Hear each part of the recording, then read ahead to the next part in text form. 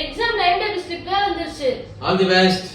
பா அது இல்லப்பா, இங்கிலீஷ் புக் அவுட் ஆஃப் ஸ்டாக்ல. நான் இன்னும் ஜெராக்ஸ் வச்சு தான் படிச்சிட்டு இருக்கேன். உன்னை போய் ஸ்கூல்ல கேட்டுட்டு வர சொன்னல புக். அதுக்கு தான் அம்மா அனுப்பிச்சிருக்கம்பா. அவளே ஏன்பா அனுப்பிச்ச? அவளா கோமாளி வேலை பண்ணுவா. அப்படிலாம் சொல்லாதப்பா. அவ்வளவு மாஸ்டர்ஸ் பண்ணிருக்கா, college topper, university rank holder. அது ஈஸி சப்ஜெக்ட்ல பயோ கெமிஸ்ட்ரி, எம்பிபிஎஸ்ல அது சப்ஜெக்ட். இதெல்லாம் வந்து சாதாரண விஷயம் அவளுக்கு. அப்ப சரி ஓகே. அம்மா கிட்ட புக் வச்சுதா நீ? இல்லப்பா, 9th ஸ்டாண்டர்ட் இங்கிலீஷ் புக் ஸ்டாக்கே இல்லன்றாங்க. ஐயோ. ஆனா ஜனியாக்கு நான் புக் வாங்கிட்டேன். எப்படி வாங்குன? ஆமா, 9th ஸ்டாண்டர்ட் புக் இல்லன்னாங்க. 4th ஸ்டாண்டர்ட்ல ஒன்னு, 5th ஸ்டாண்டர்ட்ல ஒன்னு வாங்குனேன். 4 + 5 9ல.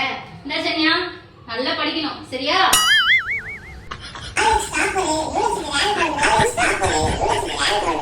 எனக்கும் அதே டவுட் தான். எத்தனை பேர் பார்த்தாங்களோ, நான் ஸ்கூல்ல நாளைக்கு எப்படி தலை காமிப்பேன்? ஏய், முக்கியமான விஷயம் சொல்ல மறந்துட்டேன்.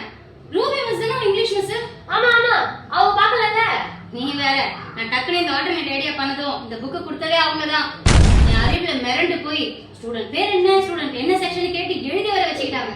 அநேகமா அவங்களுக்கு நீ பெட் ஆயிடுவேன்னு நினைக்கிறேன். எக்ஸ்ட்ரா மார்க்ஸ் வர கூட வாய்ப்பு இருக்கு. எப்படி? சூப்பரா?